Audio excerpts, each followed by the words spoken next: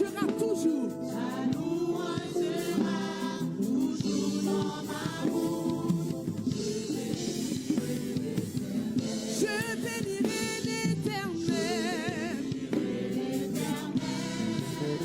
Pour sa louange. Alléluia. Oui, je bénirai l'Éternel en tout temps, et sa louange sera toujours dans ma bouche. Frères et sœurs bien-aimés, amis de partout, très chers collègues dans la vie du Seigneur, nous vous saluons de la façon la plus fraternelle et la plus chaleureuse dans l'amour de notre Seigneur et Sauveur Jésus-Christ. Nous espérons que vous avez passé une agréable nuit ou bien une agréable journée, tout dépend de l'heure que vous attendez ou regardez cette vidéo. Donc, nous comptons encore pour l'opportunité que le Seigneur donne nous et pour nous capables de retourner, pour nous venir continuer avec l'exercice que nous gagnons.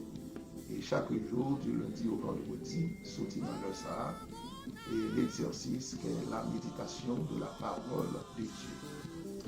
Nous espérons que vous êtes déjà prêts et c'est déjà parti. Donc, nous rappelons que nous sommes serviteurs, pasteur Clifford et Ménardi, et nous avons desservi l'église de Dieu de la prophétie de la nouvelle vision qui se situe et en Floride, plus particulièrement dans la ville de Boynton Beach. Nous gagnons thème nous que nous tirons dans Matthieu chapitre 28, les versets 18 à 20, côté que le Seigneur lui présentait à ses disciples avant son ascension pour leur parler ainsi. Tout pouvoir m'a été donné dans le ciel et sur la terre. Allez, faites de toutes les nations des disciples, les baptisant au nom du Père, du Fils et du Saint-Esprit, et enseignez-leur à observer tout ce que je vous ai prescrit. Et voici, je suis avec vous tous les jours jusqu'à la consommation des siècles. Eh bien, notre thème se trouve en le verset 19, côté que le Seigneur dit « Et enseignez-leur à observer tout ce que je vous ai prescrit ». C'est le mandat de la Grande Commission pour que nous capables de faire des disciples, et nous sommes astreints, nous sommes limités, eh bien, par le Seigneur dans ces versets qui dit nous, mais ça que nous devons faire avec disciples. Faire disciples, baptiser et enseigner droitement dans les enseignements de Jésus-Christ. Et nous connaissons que, il clairement dit, on ne donne pas ce qu'on n'a pas. La charité bien ordonnée commence par soi-même. Si vous n'étiez pas enseigné, comment vous pouvez le faire pour enseigner l'autre monde? Si dans le comportement, vous pas vraiment montrer son pratiquant de la parole de Dieu, comment vous faites vraiment vous-même enseigner l'autre monde? Donc, il est important pour que moi avec vous, capable qu'on ait limite, nous, en tant que ministre, ouvrier et serviteur ou servante du Seigneur. Nous-mêmes qui travaillons avec le Seigneur dans sa grande vie, eh bien, limite nous, c'est d'enseigner, de prêcher la parole du Seigneur. La fois dernière, nous étions ensemble, mes frères et sœurs, comme nous t'ai fait résumer déjà, Matthieu chapitre 12, côté que le Seigneur t'est trouvé dans une maison, il a fait enseignement, et alors qu'il a fait enseignement, il a mis un malade bali, il a un aveugle muet, et lorsqu'il était fini guéri, et les pharisiens et d'autres, ils ont dit, monsieur, il est possédé par l'esprit de Béelzébul, Béelzébul, ça, qui c'est le prince des démons, selon conception, compréhension et du monde mystique. Donc, c'est-à-dire que c'est pour te montrer que Jésus-Christ est en complicité avec Satan le diable. Quelle insulte! Et c'est dans l'occasion ça que le Seigneur a dit malheur avec mon, plutôt mon péché contre le Fils de l'homme, tant qu'on péché contre le Saint-Esprit, parce que il t'a dit ça, c'est parce que les miracles qu'il t'a opérés, il était opérés par la vertu du Saint-Esprit, par la puissance du Saint-Esprit. Donc tout le monde qui va recevoir, eh bien le Saint-Esprit de Dieu, qui va glorifier cet esprit à travers ses œuvres, la Bible dit que le monde ça a difficile pour joindre, et pas joindre pardon, comme Jésus qui t'a dit. Vous péchez contre le Fils, de l'homme, ou pas pardon lorsque vous confessez. Mais si vous péchez contre le Saint-Esprit, ou pas pardon, et nous t'ai expliqué raison, c'est parce que le Saint-Esprit, selon Jean chapitre 16, eh bien, et Jean chapitre 14, tout ça, l'elle va venir, il va convaincre le monde en ce qui concerne le péché, la justice et le jugement. Donc, si vous barrez la porte et la route à la manifestation de cet esprit, vous allez être échoué. Donc, l'important pour moi avec vous, capable de discernement, pour nous connaître lorsque c'est cet esprit qui a opéré ou bien lorsque c'est le diable qui a opéré. Et notez, ça c'est le rejet des enfants d'Israël. Puisque, eh bien, le peuple a rejeté Jésus-Christ, eh bien, Jésus-Christ qu'on est là, la Bible nous dit, il peut aller tourner vers les autres nations. Donc, n'a pas tiré attention sur les significations et de tout ce qui se fait, de tout ce qui se rapporte et à travers la Bible. Ce n'est pas sans raison que nous gagnons des histoires qui viennent joindre nous. Avec toute faiblesse, tout manquement, tout point fort, tout point faible, ils viennent joindre nous. C'est parce que il y a des leçons que le Seigneur voulait enseigner nous à travers eux. Donc, nous tombons dans le chapitre 12. Dans le chapitre 13, je m'excuse. Le chapitre 13, eh bien, il va commencer par des paraboles. Et au commencement, nous joignons lorsque le Seigneur a exposé le sermon sur la montagne, il était prend des faits similaires pour être capable d'expliquer, eh bien, enseignement. Mais dans le chapitre 13, nous allons faire connaissance avec ça, il y a un langage parabolique. Le Seigneur va utiliser des paraboles et pour être capable vraiment expliquer le royaume bon Dieu de façon pour que disciples soient capables de comprendre. Mais en parabole, souvent, les qu'on paraît un bagage qui obscur pour la compréhension de plus d'un. Mais en particulier, le Seigneur va le rendre aussi explicite pour ses disciples. Et nous allons lire pour même verset que nous trouvons dans Matthieu chapitre 13, verset 1 à 7. Laissez-nous lire pour verset 1 à 6. Mais ça le dit. Ce même jour, Jésus sortit de la maison et s'assit au bord de la mer.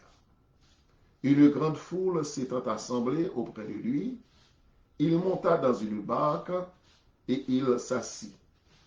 Toute la foule se tenait sur le rivage. Il leur parla en parabole sur beaucoup de choses et il dit: un semeur sortit pour semer. Comme il semait, une partie de la semence tomba le long du chemin. Les oiseaux vinrent et la mangèrent.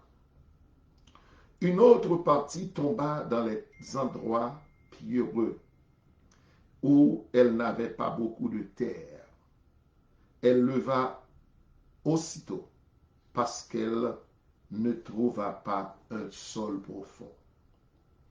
Mais quand le soleil parut, elle fut brûlée et sécha faute de racines. Une autre partie tomba parmi les épines montèrent et l'étouffèrent. Une autre partie tomba dans la bonne terre, elle donna du fruit, un grain 100, un autre 60, un autre 30. Verset 9, il dit que celui qui a des oreilles pour entendre, entende. Ça, c'est la parole du Seigneur tirée de l'Évangile selon Matthieu, chapitre 13, les versets 1 à 9. Et au commencement de ce chapitre, mes frères et sœurs bien-aimés, nous voyons Jésus sortant de la maison et s'asseyant au bord de la mer. C'est à dessein, c'est pas sans raison que le Saint-Esprit permette que, eh bien, tout bagage à rapporter, c'est fait.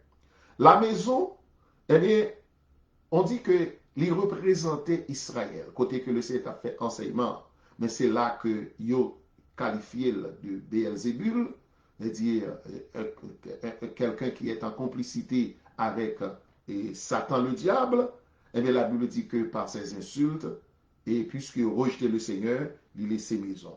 La maison est maintenant vide parce que Christ a été rejeté. Il prend place dans une barque sur la mer et de là, il prêche aux foules rassemblées autour de lui. La mer, dans le langage biblique, est représentée, souvent prise comme un symbole des nations, la mer.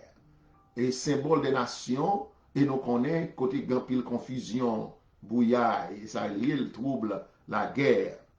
Et côté que le Seigneur l'y trouvé li, et en pleine mer, côté que le monté son bac, et peuple là yo même, yo trouvé au bord du rivage, et le Seigneur connaît là la prêché l'évangile.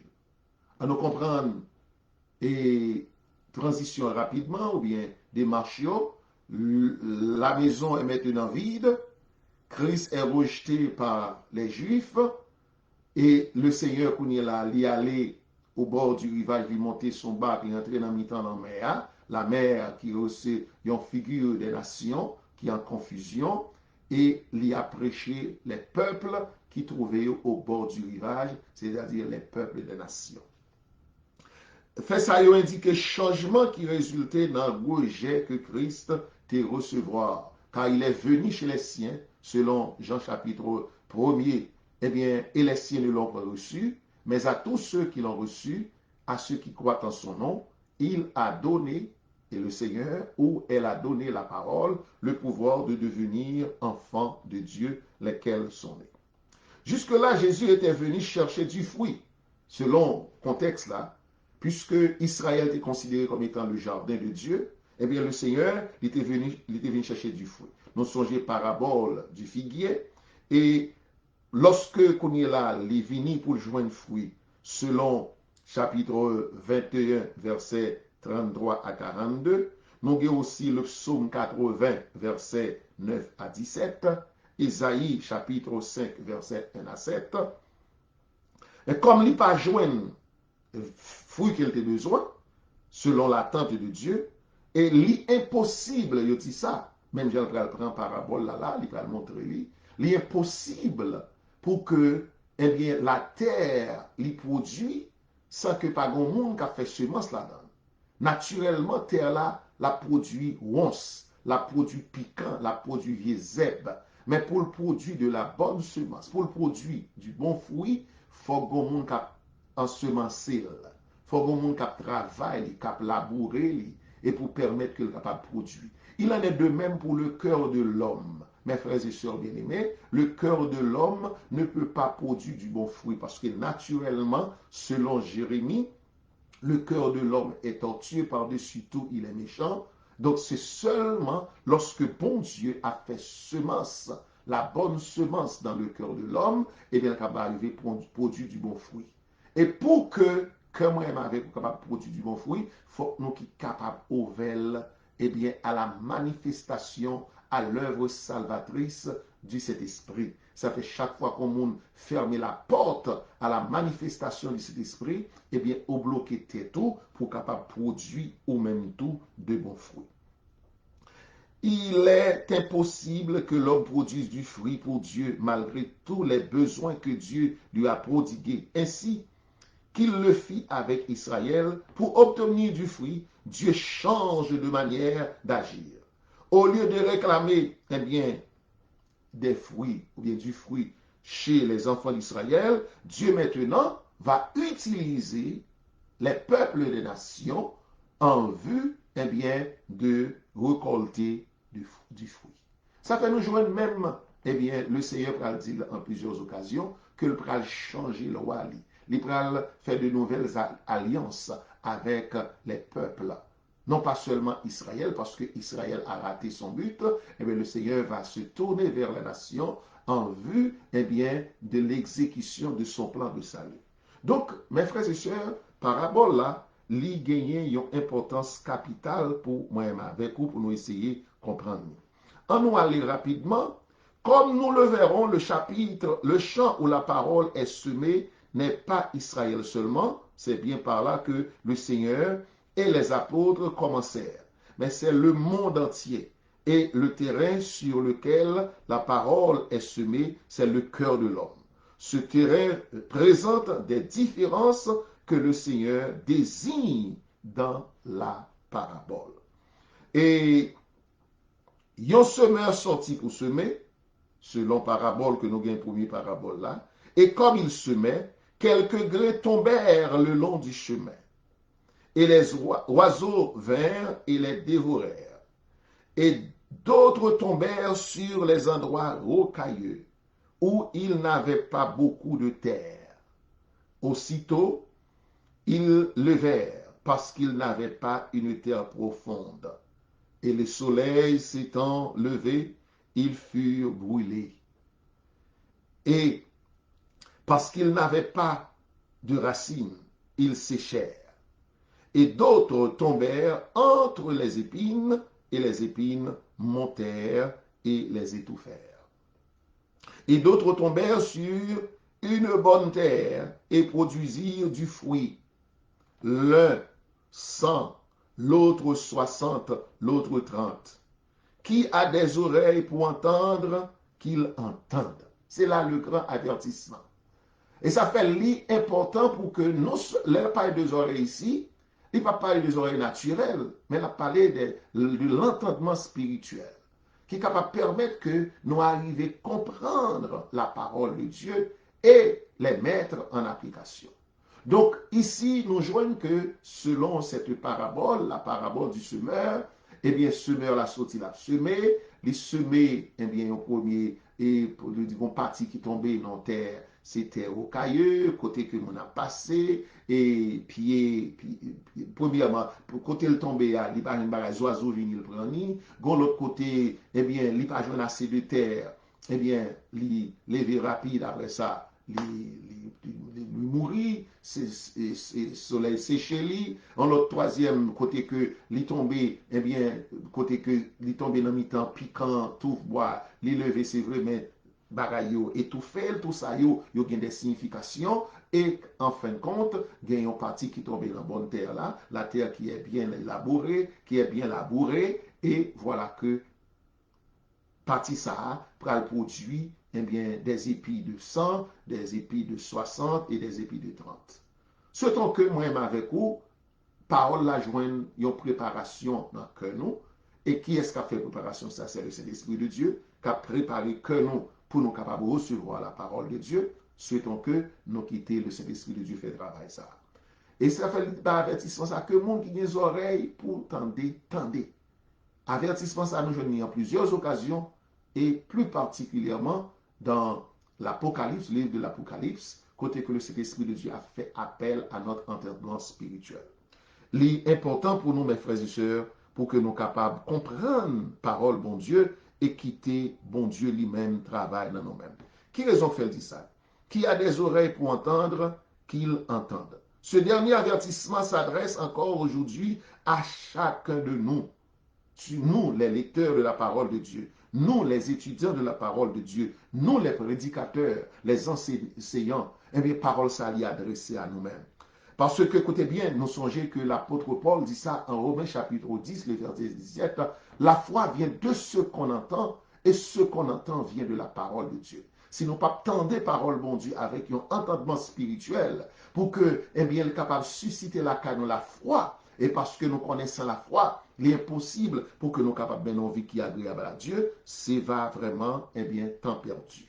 Donc, comme, eh bien, la terre ne peut produire par elle-même que de mauvaises herbes, si l'on n'y jette pas de la bonne semence, le cœur naturel non plus de l'homme, pas capable pour produire du bon fruit, eh bien, pour Dieu, eh bien, pour que le ciel est capable de faire que mon Dieu content. Seulement par le moyen de la parole. Ça fait Jésus-Christ a dit, vous connaîtrez la vérité et la vérité vous rendra libre. Elle engendrera chez le croyant une nouvelle vie par laquelle seul sera obtenu le fruit que Dieu réclame.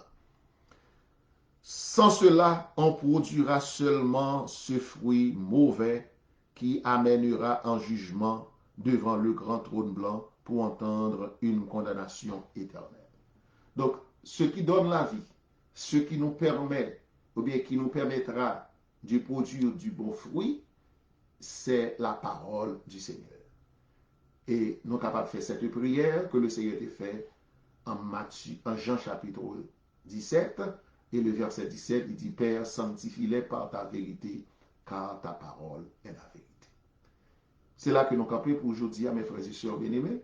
Nous espérons que on va prier là-dessus et qu'on soit le Seigneur capable de nous une intelligence qui renouvelée pour nous capables d'arriver à discerner les moindres paroles qui sortent dans la bouche, parce que toutes les paroles du Seigneur ont des valeurs extraordinaires pour notre transformation et notre renouvellement spirituel. Que bon Dieu bénisse, que bon Dieu garde, et un tel rendez-vous, c'est va pour demain si le Seigneur nous prête de la vie. Si toutefois vous appréciez ce travail, eh bien, nous invitons au capable, eh bien, abonner ensemble avec nous sur le confesseur et bah, un like, ok, faites des commentaires et aussi bien partager avec tous vos contacts. Comment nous ferons juste pour 2 mots de prière. Seigneur, nous te remercions infiniment pour l'opportunité côté de nous, pour nous être capables de plonger le regard nous dans la lumière de ta parole et dans le miroir, Seigneur Dieu, qui permettent que nous capables de état nous reconnaître faiblesse nous. Nous devons chaque frère nous avec ceux nous qui sont ensemble avec nous, qui sont capables d'accorder nous, Seigneur Dieu, une intelligence qui est renouvelée et un Dieu d'amour, un esprit de discernement pour que nous soyons capables de comprendre la parole là et obéir avec lui. Par Jésus-Christ, nous te prions, à lui seul l'honneur et la gloire au siècle des siècles. Amen. Alléluia.